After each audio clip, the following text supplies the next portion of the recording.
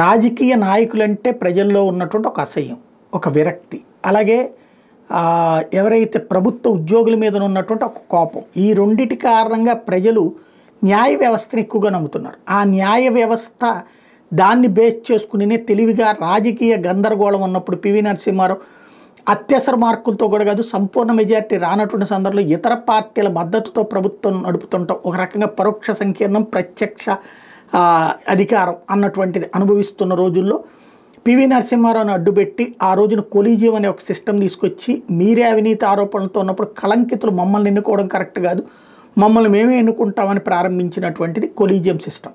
But అది కరెక్ట్గా ఉందా? ఇప్పుడు లాయర్ల జడ్జిల గురించి వీళ్ళే మాట్లాడుతున్నారు, వేరే కోర్టుల గురించి అదే కొలీజియంకి సంబంధించిన న్యాయమూర్తులు మాట్లాడుతున్నారు, కింద న్యాయ వ్యవస్థ గురించి పై న్యాయ వ్యవస్థ కామెంట్లు చేస్తుంది. మరి ఈ వ్యవస్థలో లోపాలు ఉన్నాయని చెప్పినప్పుడు ఆ లోపాలు లేనటువంటి పరిపాలనా వ్యవస్థని సుప్రీంకోర్టు తీసుకురావాలి కదా, తీసుకురాగలిగిందా?